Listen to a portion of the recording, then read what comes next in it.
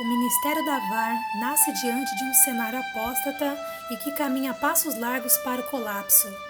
Nosso compromisso é de disseminar estudos e mensagens bíblicas expositivas, sem fins lucrativos, podendo ser reproduzido inclusive em lugares públicos, sem a prévia autorização. É expressamente proibido editar, reduzir, aumentar e comercializar este projeto. Ajude a divulgar este trabalho a todos que clamam por um alimento rico e consistente, sem proselitismo religioso.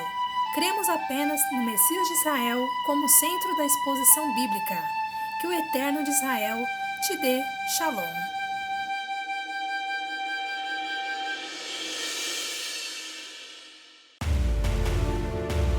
O Ministério da VAR apresenta o livro de Jeremias.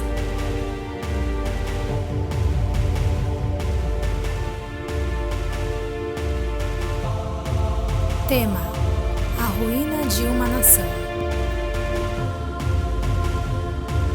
Capítulo 18. Parte 1.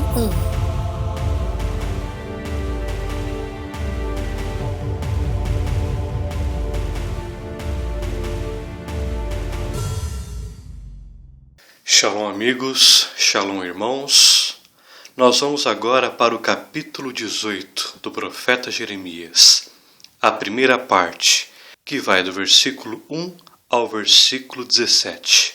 O tema é o oleiro soberano. Versículo 1. Palavra de Adonai que veio a Jeremias dizendo.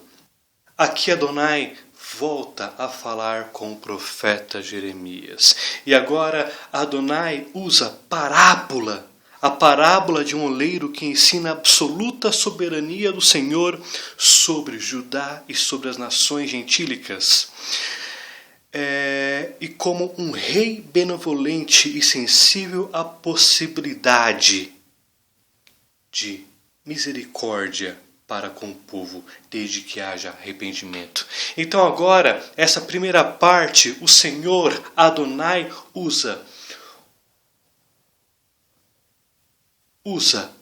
um evento e ali ele extrai uma parábola para ensinar a Judá a sua benevolência e também para mostrar que a benevolência dele não abrange unicamente exclusiva Judá ou judeus, mas todas as nações da terra.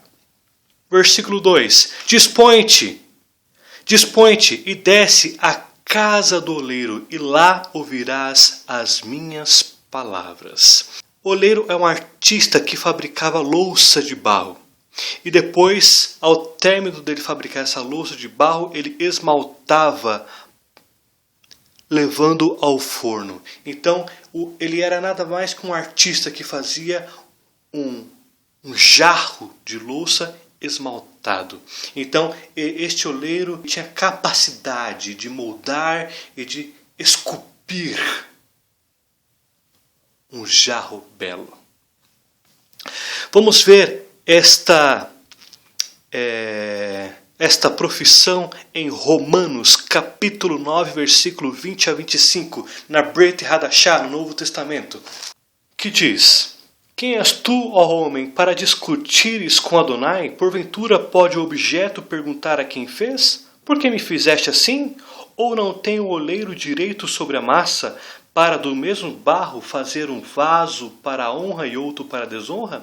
Que diremos, pois, se Deus, querendo mostrar a sua ira e dar a conhecer o seu poder, suportou com muita longanimidade os vasos de ira preparados para a perdição, a fim de que também desse a conhecer as riquezas da sua glória em vasos de misericórdia, que para a glória preparou de antemão, os quais somos nós, a quem também chamou, não só dentre os judeus, mas também dentre os gentios? Assim como também diz em Oséias: chamarei povo meu ao que não era povo meu, e amada a quem não era minha amada. Então aqui, no capítulo 9, há uma discussão entre o Rabi Shaul, o apóstolo Paulo, e algumas pessoas que estavam questionando a soberania do Senhor. E aqui o apóstolo Paulo fala que quem são essas pessoas para questionarem a soberania do Senhor, de Adonai. Então aqui ele mostra a capacidade que um oleiro tem sobre o vaso ou sobre o jarro. E aqui ele mostra que o Senhor, em sua soberania, ele faz aquilo que lhe apraz, mesmo que esteja em desacordo com aquilo que nós acreditamos que não deveria ser. Então aqui o Rav Shaul mostra que o Senhor tem a onipotência e tem a escolha de fazer da forma que Ele quer e do jeito que Ele quer. Vamos agora para Isaías, na Tanakh, ou seja, no Antigo Testamento, capítulo 45, versículos 9 e 10. Ai daquele que contente com o seu Criador e não passa de um caco de barro entre outros cacos. Acaso dirá o barro ao que lhe dá forma: que fazes? Ou a tua obra não tem alça. Ai daquele que diz ao pai: por que geras? E a mulher: por que dás à luz? Então aqui, novamente, o Senhor mostrando o poder dele sobre o homem. E aqui no versículo, e aqui também mostra a soberania do Senhor diante de críticos que mal conseguiam atribuir os seus próprios destinos. E aqui mostra que o Criador é o que tem o controle do barro. E aqui ele ainda diz: ai daqueles que questionam ou que criticam a Adonai. Entendemos esses dois cenários, do Rav Shaul na Brit Hadashah, no Novo Testamento, e do profeta Isaías. Então agora é este cenário que o Senhor quer mostrar ao profeta Jeremias. O poder, a soberania que ele tem através de um evento literal para extrair uma parábola, para ensinar a Judá e as nações. Versículo 3. Desci à casa do oleiro, e eis que ele estava entregue a sua obra sobre as rodas. Então aqui o profeta Jeremias atende a ordem do Senhor, vai até a casa onde o oleiro fabricava os jarros, e aqui ele fala: desci, e eis que quando eu cheguei lá, o oleiro estava trabalhando em sua obra sobre as rodas. As rodas é, na verdade, um eixo vertical que havia duas pedras circulares. A inferior era girada pelo pé do oleiro, fazendo com que a superior também girasse. E o barro era colocado na roda superior. Então esta roda aqui era a máquina, o qual ele fazia artesanalmente o jarro. Ele esculpia, ele moldava o jarro. Vamos ver esse versículo na Bíblia de David Stern, judeu messiânico. Então desci à casa do oleiro, e ele estava lá trabalhando com a roda. Versículo 4. Como o vaso que o oleiro fazia de barro se lhe estragou na mão, tornou a fazer dele outro vaso, segundo bem lhe pareceu. Vamos ver esse versículo na Bíblia de David Stern.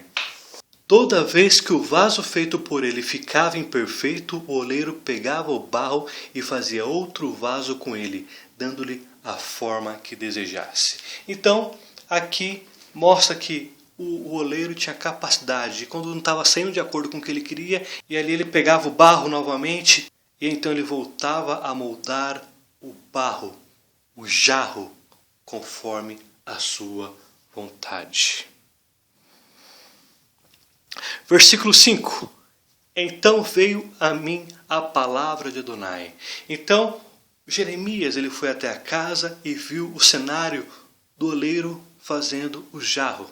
E aí o jarro apresentou algum defeito durante o processo de fabricação, e ele voltou a refazer o barro e voltou a esculpir, a moldar o barro da forma que assim ele desejava. E Jeremias, vendo isso, aí o Senhor volta a falar com o profeta Jeremias neste momento. E aí então o Senhor diz: não poderei eu fazer de vós como fez este oleiro, ó casa de Israel? Assim diz Adonai: eis que com barro na mão do oleiro, assim sois vós na minha mão, ó casa de Israel. Versículo 6 na Bíblia de David Stern. Casa de Israel, não posso eu lidar com vocês como oleiro que lida com seu barro? Diz Adonai. Então aqui o Senhor esperou o profeta Jeremias ver o cenário, e ele explicou ao profeta a soberania que ele tinha sobre a nação de Judá, o controle nacional que ele tinha, o controle econômico, político, social, o controle sobre a agricultura, o controle sobre a natureza. Ele falou: eu tenho Israel em minhas mãos, eu posso moldar da forma que eu quiser. Versículo 7. No momento em que eu falar acerca de uma nação ou de um reino para o arrancar, derribar e destruir. Agora eu vou usar a Tanakh, o Antigo Testamento da editora Sefer, para o versículo 7. No momento posso dirigir a uma nação ou a um reino palavras que visam a sua ruína, a sua destruição e a sua erradicação. Aqui o Senhor está dizendo: eu posso destruir vocês. Eu posso erradicar vocês, ou seja, tirar vocês da história. Eu posso fazer a sua nação virar em ruínas. Então aqui o Senhor está dizendo: eu sou o oleiro das nações, eu sou o oleiro de Judá, eu posso destruir, eu posso erradicar, eu posso arruinar, eu tenho poder sobre Judá. Versículo 8. Se a tal nação se converter da maldade contra a qual eu falei, também eu me arrependerei do mal que pensava fazer-lhe. O Senhor está dizendo o seguinte: se Judá se arrepender da prática de idolatria e da prática imoral, corrupta que vive a nação, eu também voltarei com a minha decisão para destruir Judá. Especificamente, eu farei com que os babilônicos não mais invadam Judá e destruam a nação. Para ser mais exato no que eu estou falando. E aqui o Senhor está dizendo: se vocês mudarem e se arrependerem dos seus maus caminhos, eu mudarei a minha decisão e darei a minha misericórdia e a minha compaixão para com esta nação iníqua. Então aqui o Senhor está mostrando o caráter que Ele tem. Aqui está mostrando que Ele não é um Deus que quer destruir a nação. Ele está buscando um homem, Ele está buscando Judá para que a nação possa se arrepender e Ele aplicar a benevolência, Ele aplicar a misericórdia. Então Ele está tentando provocar na nação através desta parábola o arrependimento para que Ele possa voltar a abençoar a nação. O Senhor está mostrando: eu quero abençoar vocês, mas vocês têm que se arrepender dos maus caminhos. Eu não quero primeiramente destruir vocês, não. Eu quero que vocês mudem das práticas que vocês vivem, idólatras, corruptas, falsos profetas, exploração dos pobres, prostituição, depravação sexual, roubo, homicídio, mentiras. Mudem esta prática para que eu volte a abençoar.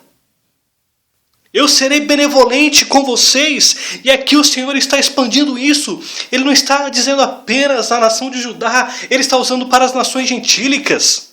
Ele está dizendo que se uma nação gentílica se converter dos maus caminhos e se converterem ao Deus de Israel, Ele também usará de misericórdia para com esta nação. É um Deus benevolente chamando todas as nações, começando por Judá, a todas as nações da terra. Se arrependam, convertam dos seus maus caminhos e eu abençoarei vocês. Mudem a forma como vivem. Mudem a forma como adoram. Vamos aqui agora expandir um pouco do que seria essa conversão que Deus quer de Judá. Vamos entender o que Deus fez com o reino do norte em Israel, que não se arrependeu dos maus caminhos e teve a sua nação destruída pelos assírios em 722 a.C. Vamos entender o que o profeta Amós fez diante de uma nação iníqua no reino do norte. Amós capítulo 4, versículos 6 a 10. Também vos deixei de dentes limpos em todas as vossas cidades e com falta de pão em todos os vossos lugares. Contudo, não vos convertedes a mim, diz Adonai. Aqui no versículo 6, o Senhor interferiu na agricultura a ponto da nação passar necessidade de comida e não ter comida Passou uma escassez alimentícia na nação. E mesmo diante desse cenário, o povo não se arrependeu dos maus pecados da idolatria. Versículo 7. Além disso, retive de vós a chuva 3 meses ainda antes da ceifa, e fiz chover sobre uma cidade e sobre a outra não. Um campo teve chuva, mas o outro não, que ficou sem chuva secou. Agora Deus está mostrando que um lugar teve muita chuva e outro lado, e o outro lugar não teve nada, secou. Interferiu na agricultura, as pessoas passaram a ter falta de água, ficaram desesperadas por água. Outros lugares passou a ter fortes chuvas, alagamentos. E mesmo assim o povo não se converteu dos maus caminhos. Versículo 8, andaram 2 ou 3 cidades, indo a outra cidade para beberem água, mas não se saciaram. Contudo, não vos converteis a mim, diz Adonai. Aqui andaram no hebraico nua, que é pessoas que estão desesperadas, não tem um norte, elas estão desesperadas por água, procuram água, e quando encontram não é o suficiente para matar a sede. O Senhor interferiu na água, na seca, sobre a nação, e o povo não se converteu dos maus caminhos, continuou a adorar os deuses das nações gentílicas. E ainda ele diz, contudo não vos converteis a mim, diz Adonai. Versículo 9, feri-vos concretamente com a ferrugem. A multidão das vossas hortas, das vossas vinhas, das vossas figueiras, das vossas oliveiras devorou o gafanhoto. Contudo não vos converteis a mim, diz Adonai. No versículo 9, o Senhor explica que ele mandou uma massa de ar quente que destruiu as plantações de vinhas, que destruiu as hortas, as figueiras, as oliveiras. Depois ainda os que conseguiram escapar a essa massa de ar quente, ainda veio o gafanhoto e destruiu tudo aquilo que restava. E mesmo diante disto, mesmo diante de uma calamidade social, pública, econômica, política, o povo não se arrependeu das suas práticas iníquas e de idolatrias. Versículo 10, enviei a peste contra vós outros à maneira do Egito, os vossos jovens matei a espada, e os vossos cavalos deixei levar presos, e o mau cheiro dos vossos arraiais fiz subir aos vossos narizes. Contudo, não vos converteis a mim, diz Adonai. Agora chegou o ponto do Senhor começar a intervir em guerras entre outros países, invadindo Israel, aos poucos, até sucumbir para a Síria. Jovens foram mortos, havia tantos cadáveres que começava a feder nos arraiais por causa dos cadáveres. E mesmo diante disto, o povo não se arrependeu dos maus caminhos. Então, é este cenário. Então, é com base nisso que o Senhor está dizendo, se tal nação se converter dos seus maus caminhos, também eu me arrependerei do mal. Este mal aqui trata de mal de desastres, mal de calamidades, de guerras. Se vocês se arrependerem, eu vou alterar minha decisão sobre as calamidades que virá sobre a nação. Versículo 9. E no momento em que eu falar acerca de uma nação ou de um reino, para o edificar e plantar, aqui o Senhor especifica de forma clara o desejo que ele tem pelos gentios também, não apenas pelos judeus. E aqui ele fala, e no momento que eu falar acerca de uma nação ou de um reino, ou seja, que não trata de Judá, trata das nações. Aqui fala, eu tenho poder para edificar uma nação gentílica, para plantar uma nação gentílica. Eu tenho poder sobre todas as nações da terra. Vamos ver este versículo na Bíblia de David Stern. De forma similar, em outro momento, posso falar a respeito de construir e de plantar uma nação ou reino. Versículo 10. Se ela fizer o que é mal perante mim e não der ouvidos à minha voz, então me arrependerei do bem que houvera dito lhe faria. Então agora o Senhor está tratando com as nações gentílicas, dizendo, se uma nação gentílica se converter dos maus caminhos e servir ao Deus de Israel, eu também voltarei e modificarei a minha decisão sobre a punição sobre essa nação. Mas, Se ela rejeitar e não se converterdes a mim, e não der ouvidos à minha voz, eu mudarei a minha decisão e tirarei as bênçãos que eu colocaria sobre ela e trarei maldições. Então o versículo 10 diz, o mal aqui trata de desastre natural. A palavra mal aqui é o ré no hebraico, que trata de um mal natural ou um mal moral. Significa que a nação que tivesse diante de imoralidade, tivesse uma decadência espiritual diante de idolatrias, se ela se arrepender, Deus daria bênção sobre a nação gentílica. Caso ela não se convertesse dos maus caminhos, ele retiraria as bênçãos e traria desastres,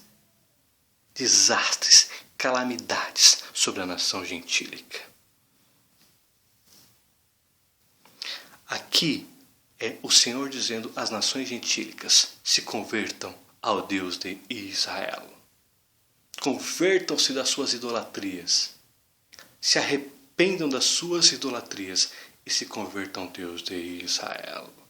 Versículo 11. Ora, pois, fala agora aos homens de Judá. Agora o Senhor trata especificamente com Judá novamente. E aos moradores de Jerusalém. Ele trata de forma nacional e uma forma específica com a cidade de Jerusalém, dizendo, assim diz Adonai, eis que eu estou forjando mal, e formo um plano contra vós outros. Convertei-vos, pois agora cada um do seu mal proceder, e emendai os vossos caminhos e as vossas ações.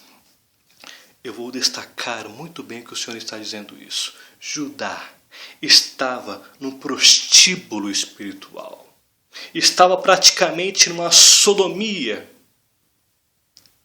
a tal ponto que já era irreconhecível como a nação de Adonai.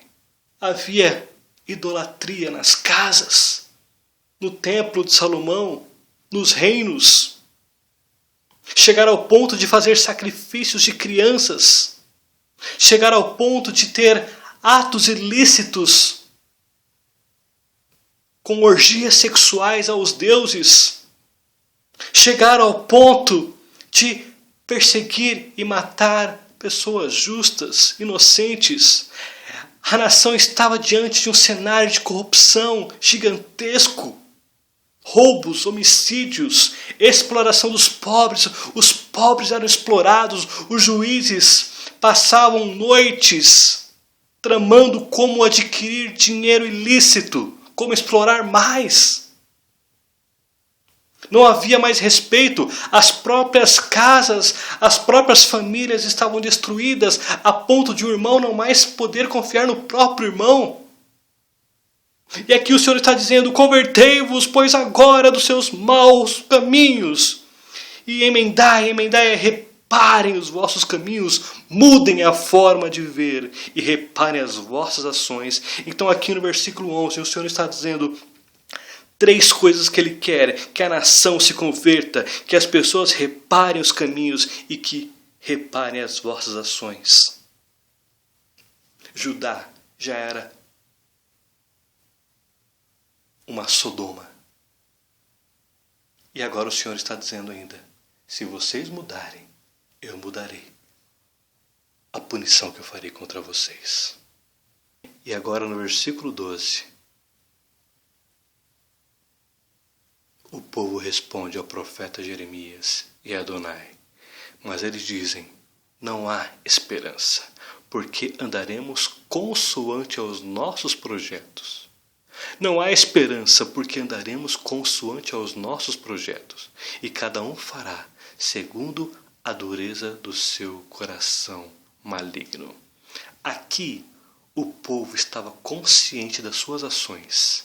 E eles dizem claramente, eu não vou mudar a forma de adorar, nem a forma de viver. Eu continuarei praticando idolatria, eu continuarei roubando, eu continuarei matando, eu continuarei enriquecendo de forma ilícita. Eu continuarei em depravação sexual. Eu continuarei a viver essa vida de prostíbulo espiritual que eu vivo. Aqui a nação está dizendo de forma clara e objetiva: eu não mudo. Isso mostra uma nação soberba, orgulhosa e prostíbula.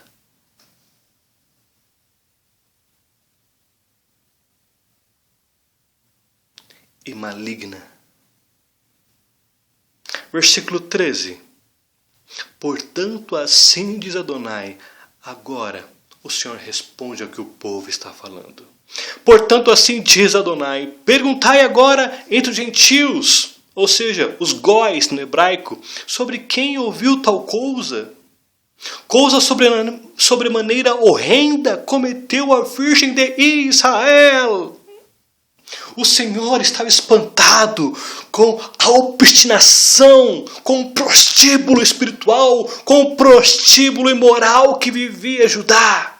Ele está dizendo: perguntem aos góis, os góis das nações gentílicas, que as nações gentílicas, elas nascem de forma idólatra, elas vivem de forma idólatra. Perguntem aos gentios se eles já ouviram uma coisa tão horrenda como essa. Uma coisa horrenda que vem da Virgem de Israel. A ideia de Virgem de Israel era uma nação que nasceu para ser pura, afastada dos ídolos das nações gentílicas, mas adulterou com os ídolos delas. Vamos ver este versículo na Bíblia de Dave Stern. Portanto, Adonai diz isto: perguntem às nações se alguém já ouviu algo assim. A Virgem de Israel fez a coisa mais terrível. Eles buscaram a idolatria, os deuses das nações gentílicas.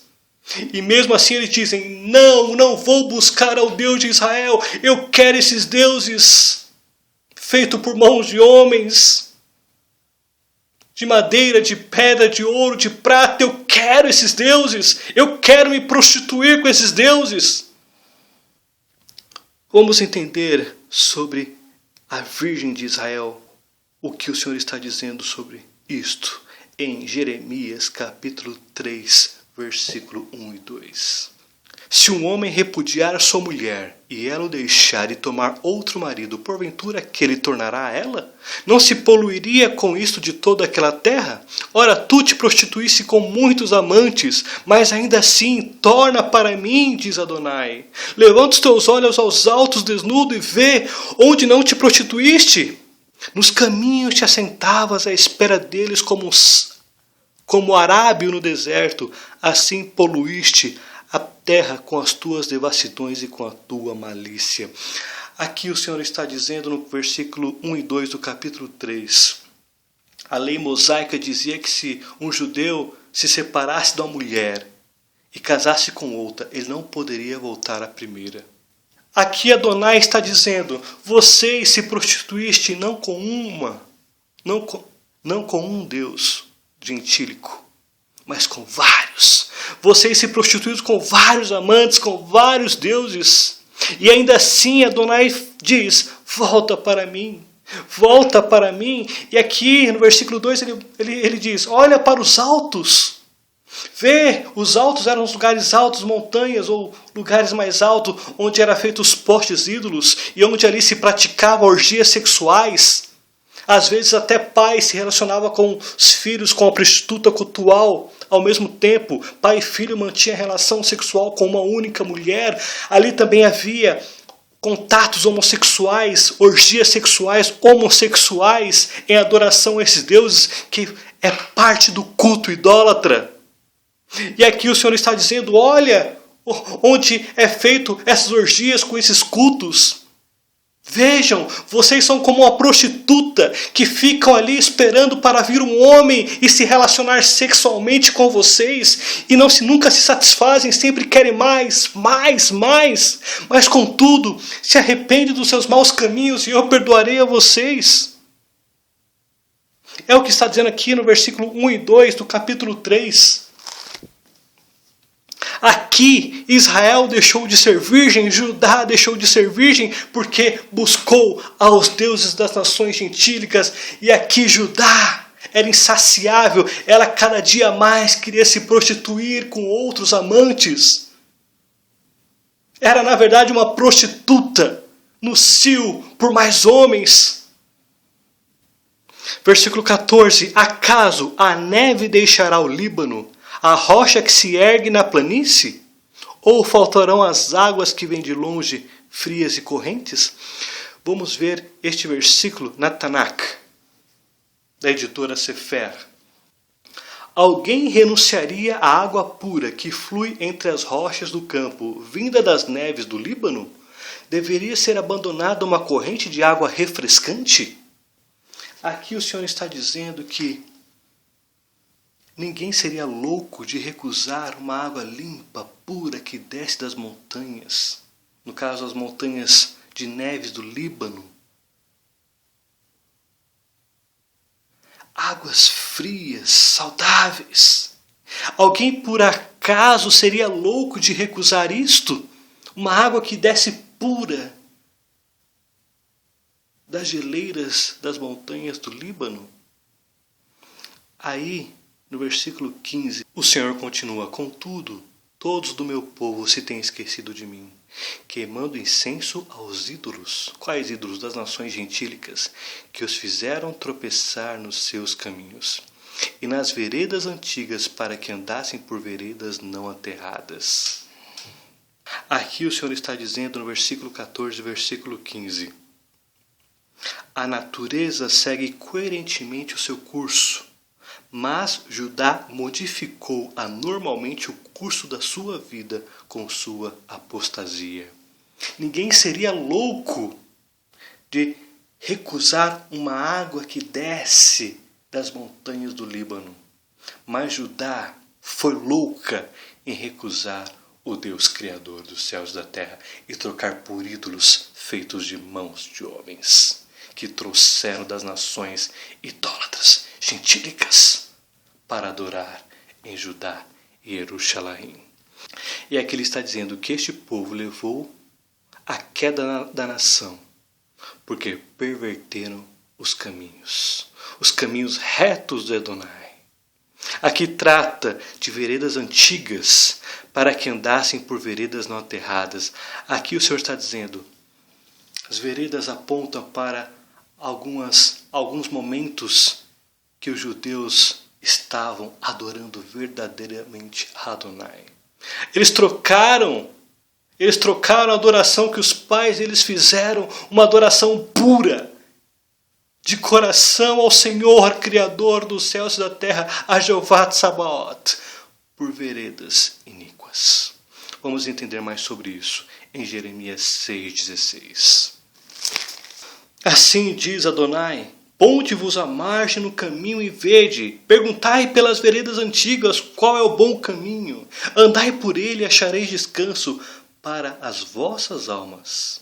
Mas eles dizem, não andaremos. Aqui o Senhor está dizendo para que o povo, durante o caminho que eles estavam trilhando, eles perguntassem quais são as veredas antigas, as veredas justas, os verdadeiros caminhos que nos levam a Adonai.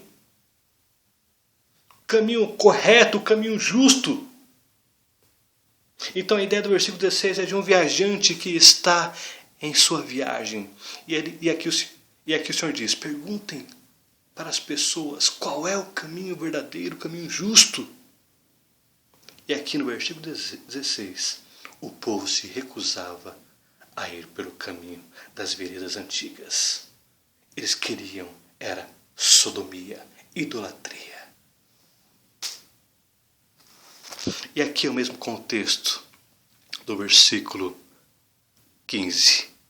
Eles recusam as veredas antigas de uma geração que houve dos pais deles, que realmente buscavam adoração de coração. Buscavam arrependimento, buscavam adoração pura com o Criador, com Yahweh.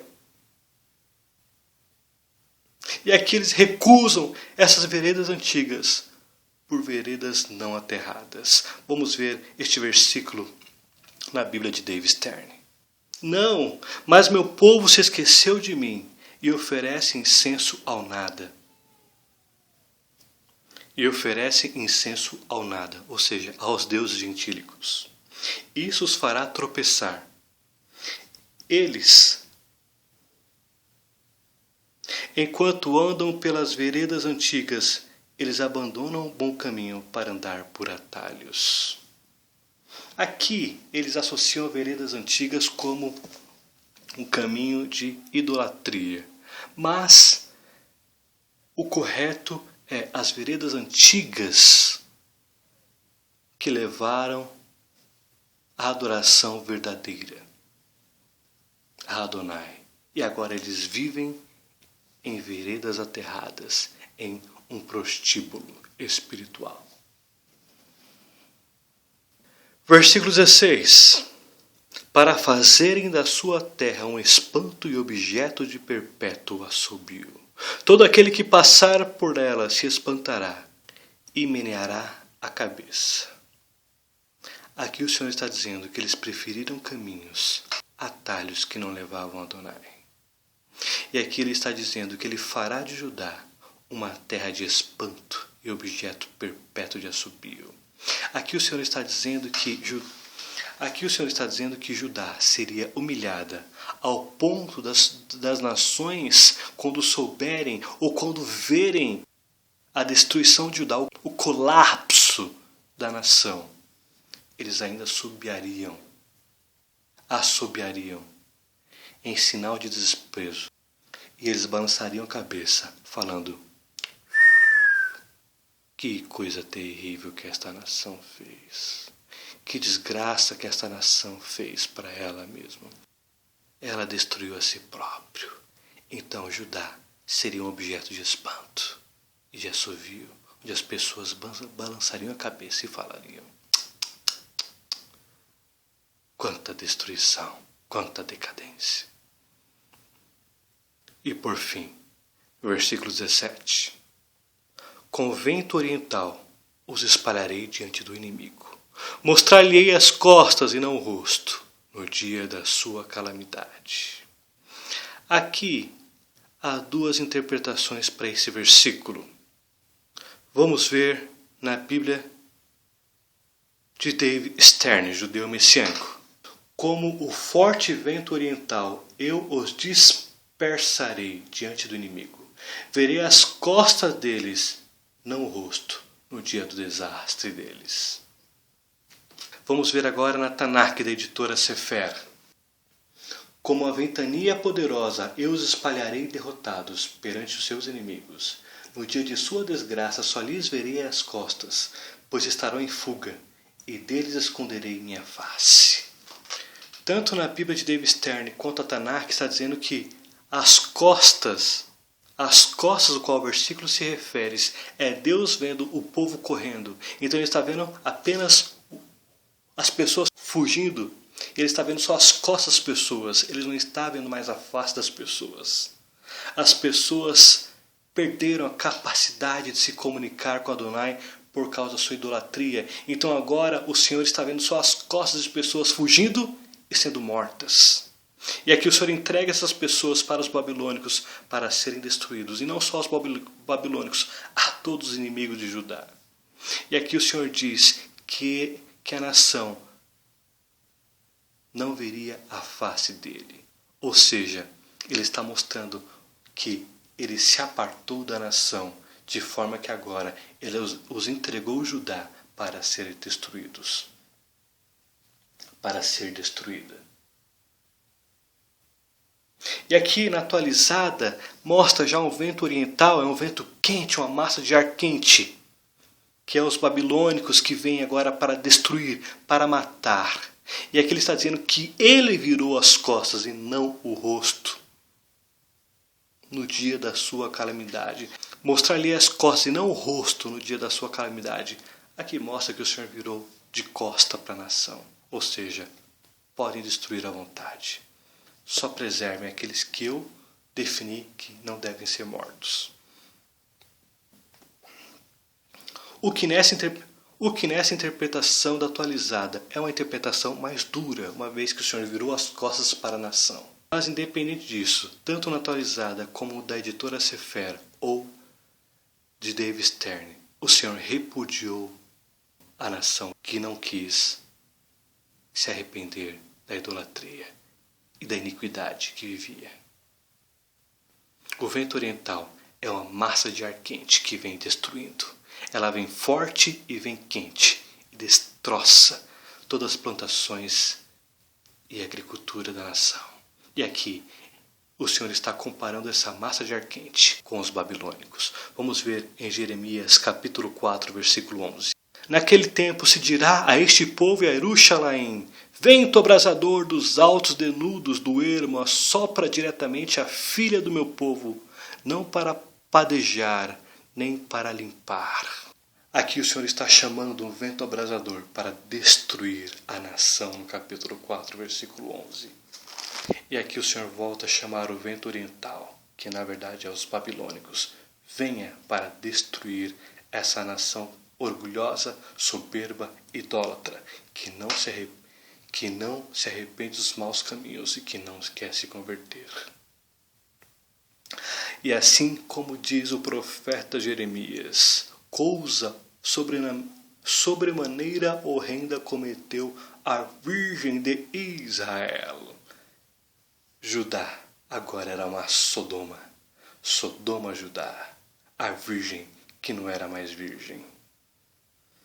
Para finalizar, vamos agora ao capítulo 14, versículo 17. Portanto lhes dirá esta palavra: os meus olhos derramem lágrimas de noite e de dia. De noite e de dia. E não cessem, porque a virgem, filha do meu povo, está profundamente golpeada, de ferida muito dolorosa. Aqui o profeta Jeremias sente a angústia de uma nação que seria transformada em um cemitério aberto de tantos cadáveres que haveria por todos os lados, porque não se arrependia dos maus caminhos. A virgem que se tornou adúltera, porque buscou os amantes das nações gentílicas, os deuses das nações gentílicas. Baruch, Atah, Adonai Eloheinu. Amém. Acompanhe o Ministério da VAR no Facebook, na barra de localização digite Ministério da VAR e curta nossa página. Acompanhe as mensagens positivas dos profetas bíblicos e também as notícias nacionais e internacionais do ponto de vista cristão. Que Jesus, o Messias de Israel, te abençoe.